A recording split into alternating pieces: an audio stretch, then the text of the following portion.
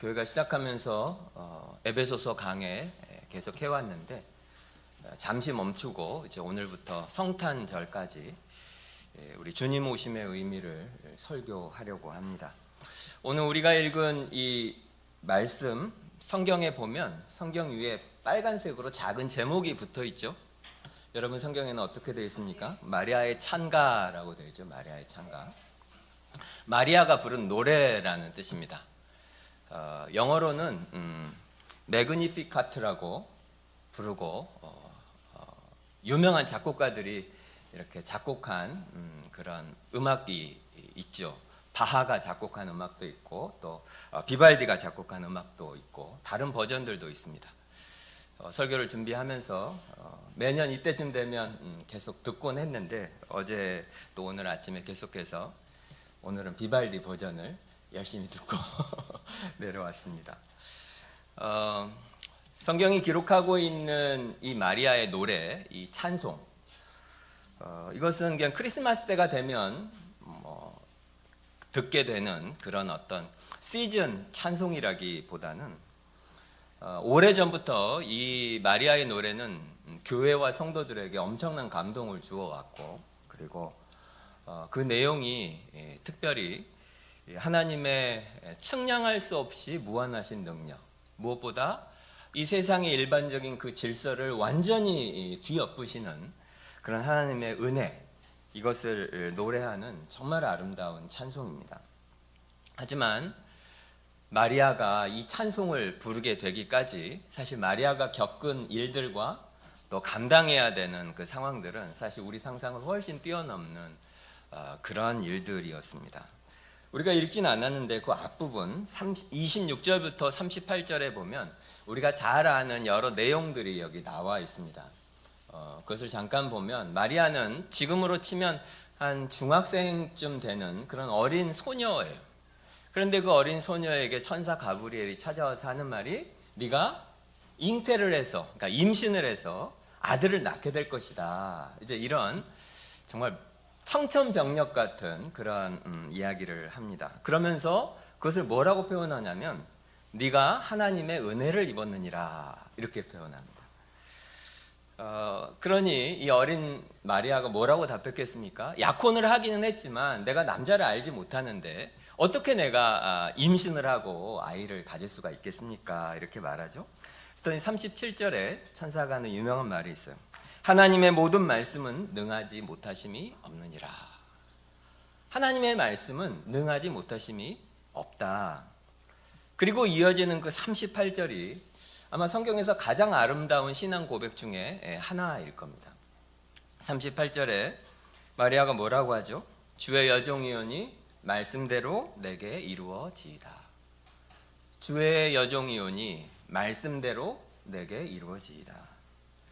한번 생각해 보십시오.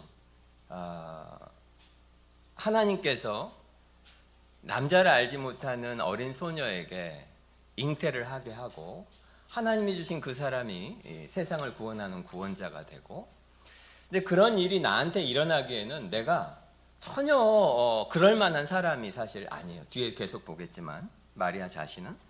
그리고 정말 만에 하나 정말 그런 일이 벌어진다면 그것이 얼마나 끔찍한 결과를 가져올지 마리아도 너무 잘 압니다. 약혼을 하긴 했지만 결혼을 안 했는데 임신을 했다면 무슨 뜻입니까? 세상 사람들은 간음을 했다고 손가락질하게 될 겁니다. 그러면 자신뿐만 아니라 자신의 가족들까지 모두 세상에서 그 사회에서 완전히 매장당하고 손가락질 당하는 사회적인 죽음을 당하게 될 겁니다. 그런데 그 모든 것을 아무리 어리다고 해도 마리아는 다 알고 있을 텐데 결국 뭐라고 고백하죠? 이것이 진짜로 하나님이 하시는 일이 맞다면, 그리고 하나님이 정말로 계획하신 일이 맞다면 그 일이 나한테 이루어져도 제가 그것을 다 감당하겠습니다. 저를 사용해 주십시오. 이런 고백입니다. 그런데 말씀대로 내게 이루어지이다. 하나님 뜻이라면 제가 잘 순종하겠습니다. 이렇게 마리아가 고백을 하기는 했지만 사실 그 고백을 하는 마리아의 상태는 지금 하고 있는 이 모든 천사를 통해서 전해오는 하나님의 뜻을 자기가 다 이해했기 때문에 그리고 앞으로 어떤 일이 벌어지고 어떻게 될지를 모두 알기 때문에 이런 고백을 하고 있는 것은 아니에요. 모든 것이 다 이해가 되고, 그래서 이렇게 돼서 하나님이 나한테 이렇게 해주실 것이고, 그럼 이렇게 하고, 그렇게 하니까 내가 좀 안전하겠구나, 위험이 없어지겠구나, 그걸 다 알기 때문에 이런 고백을 하고 있는 것은 아닙니다. 다시 말해서 하나님의 뜻이 드러났지만 그 하나님의 뜻이 완벽하게 다 이해가 되었기 때문에 순종하고 있는 것은 아니라는 거예요. 거의 많은 부분 그 하나님의 뜻을 다 이해하지는 못하지만 하나님을 믿기로 선택을 한 거죠. 하나님을 믿기로. 아까도 말씀드렸지만 2000년 전 고대에 이 일이 정말로 이루어진다면 그것이 어떤 결과를 가져올지 마리아는 누구보다 잘 알았을 거예요. 눈에 선하게 보이는 거예요. 진짜로 그런 일이 벌어지면 나는 어떻게 되고 우리 가족은 어떻게 되고 이것이 그냥 눈에 뻔히 보일 거예요. 하지만 그런 것은 선명하게 보이는데 반대로 하나님이 그렇다면 그런 상황에 있는 나를 위해서 어떻게 일을 하실까? 그것을 마리아는 지금 하나도 모릅니다. 무엇보다도 지금 약혼을 한 상태인데 약혼한 요셉이 내가 이 말을 하면 어떻게 반응할지 얼마나 두려웠겠어요. 감정이입이 잘 안 되십니까? 약혼을 했는데 임신을 했다고 약혼한 남자한테 말을 해야 되는 이 어린 소녀의 심정이 잘 이해가 안 가십니까? 가족들은 어떻게 반응할 것이며 그 아이는 태어나고 나면 어떤 삶을 살게 될까? 세상에서 어떤 손가락질을 받게 될까? 그리고 나는 어떻게 될까? 사실 그것을 천사 가브리엘은 마리아에게 아무것도 말해주지 않습니다. 지금 그녀가 갖고 있는 건 뭐냐면 하나님께서 이런 계획을 갖고 계신다라고 천사 가브리엘을 통해서 주신 말씀, 그거 말고는 아무것도 없어요. 그리고 나서 그녀를 위로한다고 하는 말이 하나님의 말씀에는 능하지 못함이 없다. 하나님이 말씀하시면 되지 않는 일은 없다. 불가능한 일은 없다라고 하는 말 그대로 말씀뿐입니다. 말씀. 여러분은 어떠십니까? 우리도 신앙생활을 하다 보면 이런 순간들이 생각보다 많습니다. 하나님의 뜻을 우리가 분명히 알게 되는 때가 있죠. 하나님이 기뻐하시는 일이 무엇인지 명확히 알게 되는 그런 때가 있습니다. 하지만 그 일을 하나님의 뜻대로 순종하게 될 때 그것이 어떤 결과를 가져올지, 왜 꼭 이런 방식이어야 하는지 이해가 되지 않을 때가 많죠. 하나님 말씀에 순종하는 이것이 그냥 내 삶의 복이 되기보다 많은 어려움들과 많은 대가를 치러야 할 것이 너무 분명한 그런 상황들이 우리의 삶에는 생각보다 많습니다. 하지만 하나님은 우리에게 믿음의 선택을 요구하는 그런 순간들, 여러분도 경험한 적이 있으시죠? 그렇지만 하나님이 그런 상황에 우리에게 많은 설명을 해주시고 이렇게 될 것이고 네가 이렇게 하면 이렇게 될 것이고 그런 것들을 우리에게 말씀해 주시지 않는 경우가 대부분입니다. 그때 여러분은 어떤 선택들을 하십니까? 오늘 마리아가 하고 있는 건 무엇이죠? 지금 이 상황에서 하나님이 나한테 하시는 이 말씀들과 이 모든 상황이 사실 이해가 되지는 않는데, 그리고 왜 꼭 이런 방식이어야 하는지 그것도 이해를 못하겠지만, 그렇지만 어떻게 하겠다는 것입니까? 하나님 뜻이라면 제가 순종하겠습니다. 그런 고백입니다. 이때 마리아의 마음이 어떨까요? 사실은 마리아가 감정적으로 이 상황에 아주 담대한 믿음을 갖고 엄청난 확신이 있어서 지금 이렇게 순종을 하면서 엄청 멋있게 이런 고백을 했을까요? 아마 그러지는 않을 겁니다. 감정적으로도 여전히 그 마음속에 두려움과 염려가 있었겠죠. 무엇보다도 이렇게 내가 믿음으로 순종을 했는데 그 결과에 대해서 하나님께서 어떤 보장을 해주시는 것도 아니에요. 그런데도 그 두려운 마음 가운데서 굉장히 떨리는 손으로 네 하고 그 순종을 떨리는 마음으로 하나님께 드리는 그런 고백이라고 할 수 있습니다. 우리들은 믿음이 좋으면 뭔가 이런 상황이 나에게는 없을 것이고 엄청 멋있게 무지무지 담대하게 무슨 여호수아처럼 그렇게 믿음으로 주께 내가 여기 있습니다. 나를 보내주십시오. 멋있게 그렇게 할 수 있을 것 같지만 실제로 대부분의 경우는 그렇지 않습니다. 모든 것을 다 이해하기 때문에 우리가 멋있게 고백을 하는 것이 아니고 오늘 마리아가 보여주는 것은 모든 것을 다 하나님께 맡긴 사람의 고백입니다. 모든 것을 다 알고 이해하기 때문이 아니라 어떤 상황이 되더라도 하나님에게 내 삶을 다 던지는 그런 사람의 고백이라고 할 수 있어요. 실제로 성경은 여러 곳에서 반복해서 이것에 대해서 말하고 있죠. 우리가 하나님의 뜻을 다 알고 이해하려는 사람이 아니고 하나님은 두렵지만 그리고 이해가 되지 않은 상황에서라도 하나님의 그 모든 것을 온전히 맡기는 사람을 통해서 일하십니다. 성경 모든 곳에서 하나님이 사용하시는 사람은 그런 사람들이에요. 근데 한번 생각해 보십시오. 마리아가 이 말씀에 진짜로 순종을 했어요. 그 다음에 어떤 일이 벌어질까요? 우리들이 생각기로는 그렇게 어려운 선택을 했고 내가 믿음의 선택을 했더니 하나님이 뭐 사업을 잘 되게 해주시고 뭐 병을 낫게 해주시고 뭐 좋은 대학에 가게 해주시고 좋은 일들이 많아서 그걸 간증하는 사람이 믿음이 좋은 사람이라고 생각할지 모르지만 오늘 마리아는 실제로 이 일이 마리아에게 일어났고 그리고 실제 우려했던 일들이 진짜로 벌어집니다. 많은 오해와 손가락질을 받아야 했고 실제로 많은 고통의 시간을 마리아는 보내야 했습니다. 믿음의 결단을 했고 내가 이해되지 않지만 주님 뜻에 순종합니다 했더니 그 다음에 좋은 일들이 일어나고 인생이 술술 풀린 것이 아니에요. 그렇지만 결과적으로 성경은 마리아를 누구라고 부르죠? 하나님의 모든 구원 역사 가운데 가장 복을 받은 사람이라고 말하고 있습니다. 왜냐하면 하나님은 그런 분이시기 때문에 그래요. 하나님은 우리에게 모든 것을 설명해 주시고 우리를 다 이해시킨 다음에 그렇게 일하시는 분이 아니시고 하나님을 믿는 하나님을 신뢰하는 사람을 통해서 일하시는 분이기 때문에 그렇습니다. 마음에 두려움이 있고 그리고 의심이 있고 그럼에도 불구하고 뭔가를 순종하고 하는 것이 확신도 좀 부족해 보이고 뭐 믿음도 부족해 보이고 혹시 그래 보일지 모르지만 사실은 그렇지 않습니다. 그런 중에라도 결국 하나님을 믿기로 선택하고 하나님을 신뢰하기로 선택하는 것은 정말 좋은 믿음이고 무엇보다 하나님이 정말 기뻐하시는 그런 믿음입니다. 왜냐하면 상황이 어떻든지 이 상황을 신뢰하는 것이 아니고 내가 지식으로 이해할 수 있고 판단할 수 있고 그것을 신뢰하는 것이 아니고 하나님 자신을 믿기로 선택하는 것이기 때문에 하나님이 가장 기뻐하시는 거예요.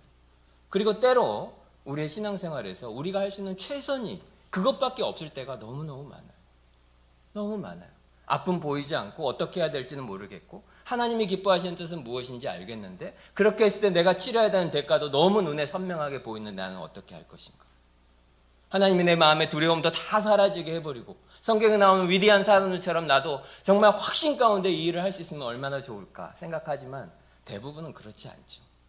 하지만 하나님이 기대하시는 것은 그럼에도 불구하고 하나님을 믿기로 선택하는 믿음을 하나님은 엄청 복되게 여기십니다.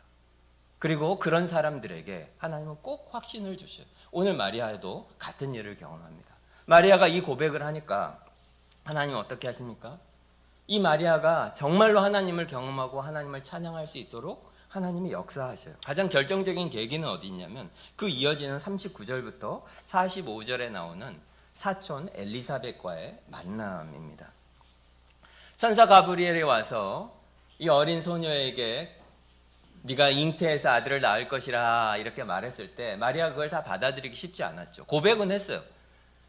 그 말씀대로 내 삶에 이루어지면 내가 순종하겠습니다. 하긴 했지만 그게 이해가 되지 않고 혼란스러웠죠. 그때 천사 가브리엘이 뭐라고 하냐면 나이가 많은데 아직 아이를 낳지 못하던 엘리사벳이라는 너의 사촌이 있는데 그 사촌이 하나님의 은혜로 하나님의 능력으로 아이를 낳을 수 없는 여자가 임신해서 6개월이 됐다. 이런 이야기를 넌지시합니다. 그게 무슨 뜻이겠습니까? 한번 만나보라는 거죠. 그런 사람이 있다. 넌 지금 이해를 못하지만 하나님의 그 엄청난 능력과 우리의 상상을 초월하는 그 하나님의 은혜가 실제로 작동하고 있는 사람을 네가 만날 수가 있다. 한번 가봐라.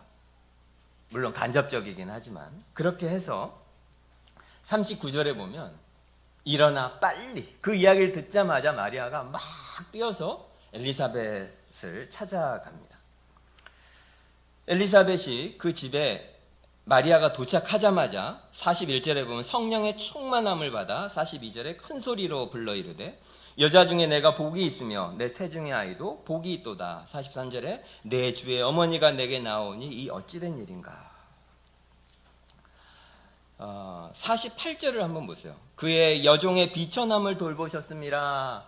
마리아가 스스로 고백하죠. 사실 마리아는 정말로 스스로 말하고 있는 것처럼 세상에서 그냥 비천한 존재입니다. 전혀 주목받지 못하는 그런 사람이에요. 갈릴리 나사렛 시골에 정말 무명의 소녀죠. 그냥 수도 없이 많은 시골에 있는 소녀 중에 그냥 한 명이에요. 나중에 요셉과 마리아가 예수님을 낳고 성전에 제물을 바칠 때 이들이 뭘 바치냐면 비둘기를 바칩니다. 이게 무슨 의미인지 아십니까? 부자들은 소나 양을 바치죠. 돈이 없으니까 가난하니까 하나님께 바칠 수 있는 것 중에 제일 싸다기보다는 자기들 형편에서 할 수 있는 최선이 비둘기였던 거예요. 그러니까 실제로 이 사람은 되게 가난한 사람이었던 거죠. 경제적으로. 남성 중심 사회에서 여자로, 그것도 어린 소녀로, 그리고 유력한 가문도 아니고 그냥 흔하디흔한 그런 가문에, 집안에 가난한 집 딸로, 그러니까 아무도 주목하지 않고 이런 일이 벌어질 만한 아무런 요소가 없는 그런 사람이 마리아예요. 그러니까 스스로가 내가 비천하다 말해도 진짜로 스스로 그렇게 생각하는 사람이에요. 그런데 그런 마리아에게 이 엘리사벳이 도저히 어울리지도 않고 한 번도 들어본 적도 없고 내가 도저히 상상할 수 없는 말을 엘리사벳이 마리아에게 합니다. 뭐라고 하죠? 내 주의 어머니가 내게 나오니 이 어찌된 일인가. 내 주의 어머니가 내게 나오니 이게 어찌된 일인가. 이게 무슨 일이야. 나의 주의 어머니께서 여기 오셨다. 아마 마리아는 상상도 해보지도 못한 그런 말이고 평생 들어본 적도 없는 말이고 평생 그런 대접을 받아본 적도 없는 그런 대접을 엘리사벳으로부터 받습니다. 엘리사벳이 마리아의 배에 있는 아이를 주라고 부르잖아요. 주. 이것이 우리에게는 그냥 평범하게 들리지만 이 유대인들에게 주라는 말은 그렇게 흔하게 사용할 수 있는 말이 아니에요. 구약 성경에 나오는 야훼라고 하는 단어를 헬라어로 바꿔서 그걸 주라고 부릅니다. 그러니까 하나님에게만 쓰는 단어예요. 그냥 주인님, 주님, 우리는 그냥 너무 쉽게 표현하지만 유대인들에게 주라고 하는 표현은 오직 하나님에게만 사용되는 단어예요. 그런데 이 어린 아이가 그 놀라운 소식을 듣고 믿어지지 않아서 여기 왔는데 엘리사벳이라고 하는 사촌 언니가 갑자기 그런 이야기를 하는 거예요. 네 뱃속에 있는 아이가 바로 하나님의 아들이다. 사실 이 엘리사벳과 마리아의 만남은 마리아에게 있어서 정말 결정적인 순간 중에 하나입니다. 천사 가브리엘이 오고 천사 가브리엘이 예수님의 잉태에 대한 고지, 수태고지죠. 수태고지를 하지만 그 마리아를 진짜로 확신을 준 것은 이 엘리사벳과의 만남이에요. 왜냐하면 가브리엘이 와서 한 이야기들을 혼자서 경험한 거잖아요. 천사가 와서 나한테 한 이야기를 혼자 경험한 거예요. 그러면 이것이 내가 꿈을 꾸었나 그냥 환상이었나, 그리고 그 이야기조차도 믿을 수 없는 이야기잖아요. 이 이야기를 아마 추정컨대 이 마리아는 약혼한 요셉, 너무나 자기를 사랑하는 사람이겠지만 요셉에게조차도 아마 말하지 못했을 겁니다. 말하기가 쉬웠겠어요? 약혼을 했는데 지금 내가 아이를 잉태할 거란 이야기를 그러니까 약혼한 남자에게라도 할 수 없었겠죠. 모든 것이 혼란스러운 이때에 엘리사벳을 만났고 엘리사벳의 입에서부터 무엇이 되나요? 지금 마리아가 처해 있는 모든 상황에 대한 해석, 그리고 그걸 이해할 수 있도록 그 엘리사벳의 말이 마리아를 도와줍니다. 엘리사벳을 통해서 그 이야기를 듣는 순간 마리아 마음에 엄청난 기쁨과 안도와 확신이 생기게 되죠. 그래서 나온 노래가 46절부터 나오는 바로 이 마리아의 찬가입니다. 이 과정을 한번 생각해 보십시오. 정말 아름다운 장면 아닙니까?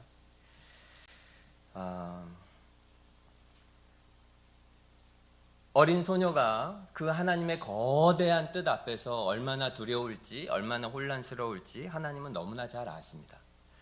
그렇게 해서 하나님은 어떻게 하시죠? 천사 가브리엘을 통해서 똑같이 하나님의 엄청난 능력과 은혜를 경험한 엘리사벳을 만나게 하셔요. 그래서 그 두 사람이 만나니까 두 사람 모두에게서 기쁨이 생기고 서로 안에 있는 두려움들이 사라지고 무엇보다 서로에게 큰 확신이 생기고 기쁨이 생깁니다. 여러 차례 말씀드리지만 하나님의 백성들과 함께 있을 때 우리 혼자는 절대로 알 수 없는 하나님의 뜻을 알게 되고 스스로 확신할 수 없었던 하나님의 계획들에 대해서 확신하게 되고 우리 안에 스스로 이겨내지 못했던 두려움들을 이기게 되고 스스로 알 수 없었던 지혜들을 가지게 되고 무엇보다 스스로 감당할 수 없는 상황들을 우리가 함께 할 때 감당할 수 있게 됩니다. 마리아를 보십시오. 그 어린아이가 이걸 어떻게 감당하겠어요? 누구의 도움으로, 무슨 힘으로 이걸 감당할 수 있었겠어요? 하지만 이 만남은 너무나 결정적인 만남이 됩니다. 이것은 오늘 우리에게도 그대로 적용할 수 있는 그런 말씀입니다. 오늘 여기에 있는 우리들도 마찬가지로 많은 문제들이 있죠. 삶이 다르기 때문에 상황들도 다르고 그리고 각자 문제들도 다르고 또 여러 기도의 제목들도 분명히 다릅니다. 하지만 우리가 함께 모여서 그냥 평범해 보이는 만남이고 매주 반복되는 만남이지만 우리가 이렇게 함께 모이고 함께 대화하고 예배하고 기도하는 중에 우리는 우리 삶 속에 우리가 우리의 힘으로 우리의 지혜로 나의 영적인 그런 안목으로 알 수 없고 해석할 수 없었던 그 어떤 한 조각, 이렇게 내 마음을 탁 클릭하는 것 같은 그런 대화, 그런 말들을 우리는 함께 모일 때 듣게 되죠. 여러분도 그런 경험이 있으실 거예요. 교회는 진짜 신비한 곳입니다. 정말 신비한 곳이에요. 에베소서 설교하면서 계속 말씀드리지만 우리는 전체의 일부로 원래부터 의도가 되었습니다. 그렇기 때문에 우리는 교회 안에 있어야 비로소 진정한 나를 가지게 돼요. 많은 사람들은 우리가 집단 속에 들어오면 나를 잃게 된다, 자아를 잃게 된다 그렇게 두려워하지만 그것은 교회에 대해서 전혀 모르니까 하는 이야기예요. 우리는 성전의 돌로 의도되었기 때문에 우리는 교회 속에 내 자리에 딱 있어야 비로소 내가 누군지 알게 됩니다. 그리고 우리는 교회 속에 있어야 내 삶을 향한 하나님의 뜻이 무엇인지 명확히 확인할 수 있게 됩니다. 무슨 유명한 목사님 혹은 기도를 많이 한다는 신령한 사람이 여러분의 삶에 대해서 또 여러분 인생에 대한 하나님의 계획들을 말해줄 것 같습니까? 전혀 그러지 않습니다. 그것은 너무나 큰 오해예요. 하나님은 우리 각 사람이 왜 존재해야 하는지 한 성령 안에서 한 몸 된 지체들 속에서 우리의 삶을 나누기를 정말 원하셔요. 그러면 나 혼자 있을 때는 알 수 없었던 하나님의 뜻을 알게 돼요. 그 사람 삶에 임했던 하나님의 은혜와 능력들을 간접적으로 경험하게 되고 그것으로 내 삶을 다시 해석하게 되고 확인할 수 있게 됩니다. 그러면 우리는 점점 더 하나님의 뜻을 더 알 수 있게 되고 확신이 생기고 용기가 생기게 돼요. 때로 서로 아무리 대화해도 진짜 하나님의 뜻이 무엇인지 확신할 수 없을지는 몰라도 선명하게 드러나지 않을지는 몰라도 최소한 우리의 마음속에 큰 기쁨과 확신과 용기가 생기긴 합니다. 왜요? 우리는 헤어질 때 뭐라고 하죠? 기도할게요 하잖아요. 우리 소그룹 나눔하고 그 안에서 기도 제목을 나누고 어려운 이야기를 나누면 결국 무엇 하게 됩니까? 기도하겠다고 하죠. 기도할게요. 여러분을 위해서, 여러분 영혼을 위해서, 여러분 삶에는 그 진짜 중요한 여러분의 기도 제목을 위해서 지금 이 땅에서 누가 기도합니까? 몇 명이나 될 것 같습니까? 여러분을 위해서 기도하는 사람이, 여러분의 영혼을 위해서 기도하는 사람이 몇 명이 될 것 같습니까? 우리밖에 없습니다. 사실은. 물론 가족들이 있겠지만, 물론 나누기가 쉽지 않은 것들도 있죠. 마리아를 보세요. 아무리 여자끼리라고, 사촌간이라고, 처녀가 임신한다는 이야기를 하기가 쉬웠겠어요? 어렵겠죠. 수치스러운 일이고 오해할까봐. 오해하면 어떡하지? 내가 지금 거짓말하고 있다고, 내가 간음하고 거짓말이 있다고 하고 있다고 오해하면 어떡하지? 등등. 그렇지만 그 말을 나누는 데는 많은 용기가 필요했겠죠. 그럼에도 불구하고 마리아는 하나님께서 이 일을 의도하셨고 우리를 만나게 하셨다면 이 속에 분명히 하나님의 의도와 계획과 답이 있으리라 믿었던 거죠. 그러니까 이해할 수 없고 상대방이 오해할 수도 있는데도 그걸 용기를 내서 말하지 않았겠습니까? 교회가 그런 곳입니다. 근데 진짜 놀라운 것은 마리아가 그 집에 도착을 했어요. 근데 성경을 잘 보면 마리아가 아무 말도 안 하는데 엘리사벳의 대사만 나와요. 빨리 뛰어갔는데 무슨 말을 하기 전에 성령에 충만해서 하나님께서 마리아에게 주고 싶은 말을 엘리사벳을 통해서 그냥 하셨다는 거예요. 하나님이 다 아시기 때문입니다. 우리의 모든 문제들은 결국 하나님께서 한 몸 되게 한 공동체와 교회를 통해서 말씀하시고 해결하실 수 있다고 하는 것을 여러분은 끝까지 믿고 포기하지 마시기를 바랍니다. 매주 모여서 그냥 밥 먹고 차 마시면서 이런 이야기 한다고 해서 이게 무슨 힘이 될까? 내 문제 많은데 이 사람들하고 모여서 이런 이야기 나눈다고 해서 그것이 무슨 해결이 될까? 혹시 그렇게 생각하십니까?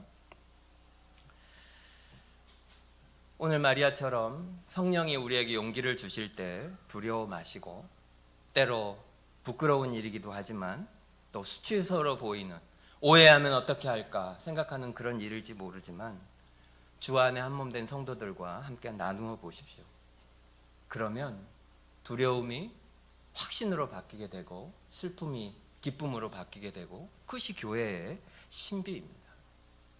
지난주에도 말씀드렸지만 이건 내 문제고 아무도 이해 못할 것이다 그렇게 여긴다면 교회에 주신 하나님의 그 큰 능력을 여러분은 앞으로도 계속 경험하지 못하게 될 겁니다. 교회는 정말 신비로운 곳이에요. 그래서 그것을 경험한 이 마리아는 입을 열어서 이제 하나님을 찬양하기 시작합니다. 그것이 우리가 읽은 이 46절부터 55절까지의 이 노래입니다. 맨 앞부분을 보면 46절에서 48절 말씀을 한번 보십시오. 내 영혼이 주를 찬양하며 내 마음이 하나님 내 구주를 기뻐하였음은 그의 여종의 비천함을 돌보셨습니다. 보라 이제 후로는 만세의 날을 복이 있다 일컬으리로다. 마리아가 가장 먼저 이런 찬송을 부르게 된 가장 중요한 이유는 하나님이 능력이 있다는 것을 알게 된 거예요. 49절에 보세요. 능하신 이가 큰 일을 내게 행하셨다. 한번 생각해 보세요. 어린 소녀에게 아무리 어리다고 해도 어떻게 해서 아이가 잉태되고 그리고 사람이 어떻게 생명을 얻어 태어나는지 모를 리가 없는데 어떻게 남자가 없이 내가 아이를 잉태하게 돼서 낳는다는 것인가? 이거 말도 안 되는 이야기잖아요. 과학적으로도 말이 안 되고 이건 상식적으로 말이 안 되는 일이에요. 그래서 34절에 실제로 그렇게 말하죠. 아니 어떻게 그런 일이 나한테 일어납니까? 그렇게 말하죠. 근데 가브리엘은 37절에 뭐라고 말하는 겁니까? 하나님에게는 불가능한 일이 없다는 거예요. 여러분은 어떻게 생각하세요? 이 말씀이. 마리아는 유대인이기 때문에 하나님을 모를 수가 없어요. 그 모든 공동체의 사람들은 모두 하나님을 아는 사람들이에요. 근데 가브리엘이 지금 마리아에게 하는 말은 뭐냐면 분명히 이것은 하나님의 말씀이고 하나님에게 불가능이 없다. 이건 분명히 하나님이 너에게 이렇게 하신 일인데 네가 그것을 일어날 수 없는 일이라고 생각한다면 그 무슨 뜻이라는 거죠? 네가 하나님을 안다고는 하지만 그것은 그냥 지적으로만 머리로만 하나님을 아는 것이라는 거죠. 하나님을 믿는다고 하고 뭐 재물도 바치고 때로는 필요한 일이 있으면 하나님께 기도도 하고 다 해요. 그런데 그 모든 것이 뭐라는 거예요? 그냥 종교적인 행위일 뿐 정말로 하나님을 믿지는 않는다는 거예요. 하나님이 누구십니까? 우리가 흔히 전지전능하다 이런 표현 쓰죠. 하나님은 모든 것을 아시고 하나님은 모든 것을 하실 수 있어요. 모든 것을. 그런데 그렇게 믿지는 않는다는 거죠. 여러분 우리는 어떤가요? 이것은 신앙생활의 가장 기초 중에 기초에 해당하는 건데 사실 우리도 여전히 어느 만큼은 우리에게도 사실입니다. 지금 마리아는 인간의 이성과 지성과 인간의 경험으로 절대로 이해할 수 없는 상황 앞에 있습니다. 어떻게 결혼을 안 하고 잉태가 됩니까? 오늘날도 여전히 많은 사람들이 이 크리스마스 시즌에 예수님의 탄생에 관한 교회의 설교를 듣지만 이것을 어떤 전설, 교회가 만들어낸 어떤 설화 이런 정도로 여깁니다. 어떻게 사람이 남자와 여자가 없이 여자만으로 성령으로 잉태할 수 있나? 안 된다는 거죠. 그런데 그분이 사람이 아니라 하나님이시다. 하나님이 사람을 입고 여기에 오셨다. 여전히 사람들은 그것을 믿지 않습니다. 못 믿겠다고 말하죠. 그리고 그것이 굉장히 지적이고 과학적인 그리고 지성인의 태도라고 생각합니다. 그러나 천사 가브리엘의 질문은 굉장히 단순해요. 네가 정말로 하나님을 믿느냐? 여러분은 하나님을 믿으십니까? 우리가 정말 하나님을 믿지 않는다면 오늘 제가 하고 있는 이 모든 설교와 그리고 12월 한 달 우리가 성탄절을 기뻐하고 우리가 감사하는 이 모든 시즌이 아무 무의미한 일이에요. 아무 쓸모없는 일이에요. 하나님을 만약에 믿지 않는다면. 성경에 하나님이 정말로 살아계신 분이 맞다면 그분의 말씀이 능치 못함이 없다고 하는 것은 무슨 말입니까? 창세기 1장 2장이 말하는 것처럼 하나님은 말씀하시면 그것으로 세상을 창조하신 분이셔요. 그리고 그분은 온 세상의 주인이시고 그분이 원하시면 모든 일이 그분의 뜻대로 되는 분이십니다. 과학자들이 아무리 연구를 해도 다 설명할 수조차 없고 심지어 측량조차도 할 수 없는 이 거대한 우주 그리고 완벽하게 설계된 이 우주를 만드신 분이시고 바다 밑에 길을 만든 분이시고 죽은 자를 살려내는 분이시고 하나님이 정말로 성경이 말하는 하나님이 맞다면 그분에게 불가능한 일은 없어요. 하물며 사람을 만드신 분인데 남자 여자가 아니라 과학이 아니라 한 소녀의 몸에서 성령으로 잉태하여 사람이 태어나게 한들 그게 왜 하나님에게 어려운 일이겠습니까? 오늘날 교회와 예수를 믿는 우리들의 가장 큰 문제 중에 하나는 우리는 하나님을 믿는다고 하지만 사실은 믿지 않는 거예요. 아주 단순한 겁니다. 하나님을 믿는다고 하지만 교회가 하나님을 믿지 않아요. 그리고 세상에 오히려 힘 같은 것을 믿습니다.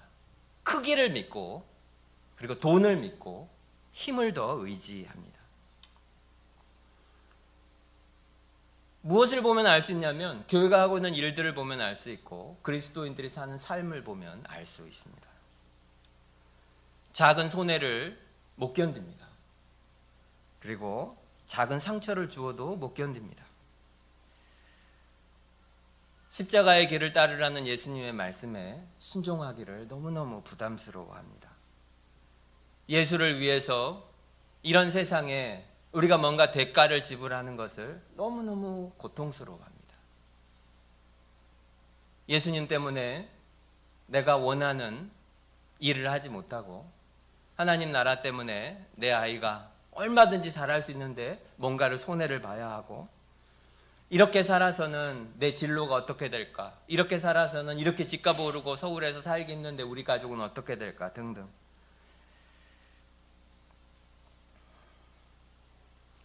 성경의 하나님을 믿기를 오늘 성경은 우리에게 다시 도전하고 있습니다. 성경이 계시하고 성경이 말씀하고 계시는 그 하나님을 우리는 믿어야 해요. 말씀으로 천지를 창조하시고 그분이 우리의 삶에 간섭하시면 그분이 할 수 없는 일은 아무것도 없습니다. 제가 설교하면서 가끔 말씀드리지만 그 하나님을 우리가 다 이해할 수 있고 우리의 지성과 우리의 이성과 우리의 지식으로 만약에 하나님을 다 파악하고 이해할 수 있다면 그 하나님을 우리가 왜 믿습니까? 그분은 우리의 신앙의 대상이 아니죠. 그러면 그냥 우리 힘으로 살면 되죠. 하나님은 측량할 수 없는 지혜와 능력을 가지신 분입니다. 처녀 몸에서 하나님의 아들을 보내시고 그 아들을 죽이셔서 우리의 죄를 용서하시는 하나님이십니다. 그래서 바울은 로마서 8장 31절에 이렇게 말해요. 만일 하나님이 우리를 위하시면 누가 우리를 대적하리오 선언합니다. 하나님의 능력에 비할 수 있는 것은 세상에 아무것도 없다는 거죠. 누가 무슨 말을 해도 하나님의 능력을 넘어서는 어려움이라는 것은 존재하지 않습니다. 크리스마스, 특별히 오늘 이 마리아의 이야기는 예수님께서 우리를 위해서 이 땅에 오시고 이 두 여인이 만나서 하나님을 찬양하고 그렇게 따뜻하고 감성적인 이야기 이전에 우리에게 가장 근본적인 질문과 도전을 합니다. 하나님은 정말로 하나님이신가? 나는 정말로 전지전능하신 하나님을 믿고 있는가? 성경에 하나님이 정말 그 하나님이 맞다면 하나님은 우리의 지성과 이성과 우리의 상식, 이 모든 것을 초월하여 뛰어넘는 무슨 일이라도 하실 수 있는 분이십니다. 여러분 그것을 믿으십니까? 우리는 이것을 알아야 오늘 마리아처럼 찬송을 부를 수 있게 됩니다. 교회에서 하나님에 관하여 설교할 때 가끔 제 마음이 너무너무 힘들 때가 있습니다. 그 중에 하나가 내가 언제까지 하나님에 관하여 이렇게 설명해야 할까? 언제까지 하나님이 믿을 만하다는 것을 더 설명해야 될까? 그것이 저의 부르심이긴 한데요. 성경의 하나님은 모든 불가능을 초월하는 분이시고 그분은 우리의 모든 것들을 뛰어넘어 자유롭게 모든 일을 하시는 분이십니다. 그런데 마지막으로 한 가지 질문이 남습니다. 하나님이 정말로 그렇다면, 정말로 그렇게 전능한 분이 만약에 맞다면, 그렇다면 왜 이렇게 복잡하고 어려운 방식으로 세상에 오실까요? 그냥 세상에 큰 능력으로 오시고 천사들을 그냥 거대한 군대를 거느리고 와서 이 땅을 그냥 다 없애버리시고 악들을 다 없애버리시고 죄인들을 벌하시고 그냥 그래도 됐을 텐데 뭐하러 이 가난한 처녀의 몸으로 사람이 돼서 오시고 이 모든 일이 도대체 왜 이렇게 하실까요? 무엇 때문입니까? 성경에 우리에게 말하지만 이것은 우리에게 하나님의 마음을 알게 합니다. 왜 하나님이 이렇게 하시는가? 답부터 말씀드리면 우리를 사랑하시기 때문입니다. 마리아가 찬송을 마무리하면서 끝부분에서 하나님께서 2000년 전에 아브라함에게 하신 그 언약을 기억하시고 그 약속 때문에 이스라엘을 도우셨다고 찬송해요. 그 약속이 이 예수 그리스도 때문에 예수 그리스도를 통해서 성취되었다고 노래하고 있습니다. 무슨 이야기냐면 이 성탄 이야기의 핵심엔 뭐가 있냐면 하나님이신 예수 그리스도께서 가장 낮은 사람의 몸으로 오셨다. 신학적으로는 이걸 자기 비하라고 하죠. 가장 존귀하신 그분이 자기를 낮추고 낮춰서 가장 비천한 존재로까지 겸손하게 자기를 낮추셨다. 우리가 이 이야기를 다 알지만 요셉과 마리아가 이제 실제 출산이 다가왔을 때 방이 필요한데 세상이 이 어린 부부에게 방 한 칸을 주지 않습니다. 출산이 임박했는데 방이 없어서 마구간으로 가야 했어요. 그러니까 그거의 상징은 예수님이 오시는데 세상을 구원하기 위해서 자신들을 구원하기 위해서 구원자로 예수님이 오시는데 세상이 그 구원자를 거부하고 받아들이려고 하지 않고 심지어 예수님의 생애를 보면 나중에 예수님을 죽이기까지 합니다. 그런데 예수님께서는 그 차갑게 거절하는 세상을 계속해서 사랑하시고 핍박하고 미워하는 세상을 위해서 십자가에서 피 흘려 죽으시기까지 하십니다. 많은 사람들이 예수님을 비난해도 예수님은 계속해서 세리와 창녀와 병든자와 가난한 자와 죄인들의 친구가 되어주십니다. 세상 사람들이 뭐라고 해도 그리고 세상이 뭐라고 평가를 해도 예수님은 자기가 택한 사람들을 함께 하시고 그들 곁에 항상 함께 계셨다는 거죠. 무슨 말이에요?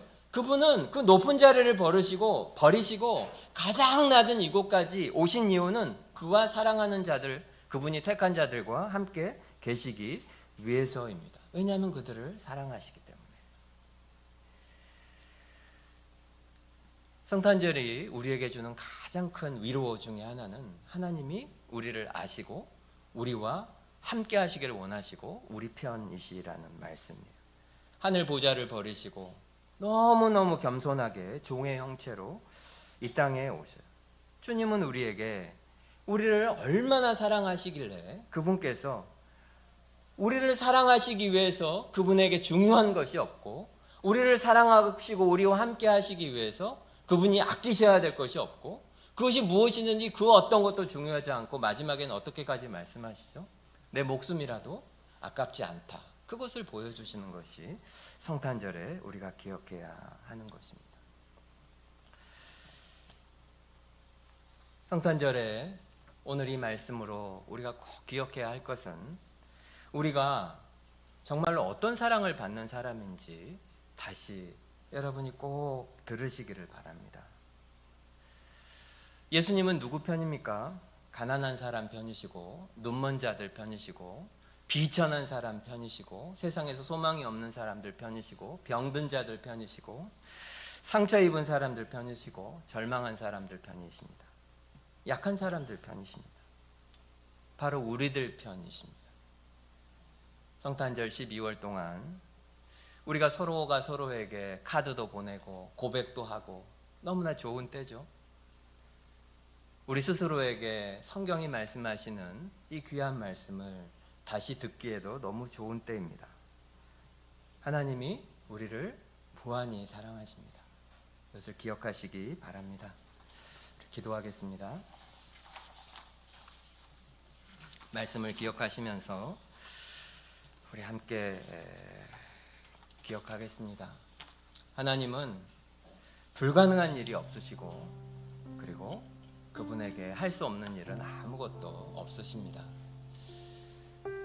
하나님에게 우리의 삶에 있는 그 어떤 문제이든지 그분 손에 맡겨드릴 때 그분께서 우리가 상상하는 것보다 훨씬 큰 것으로 성취하시고 이루십니다. 처녀 몸에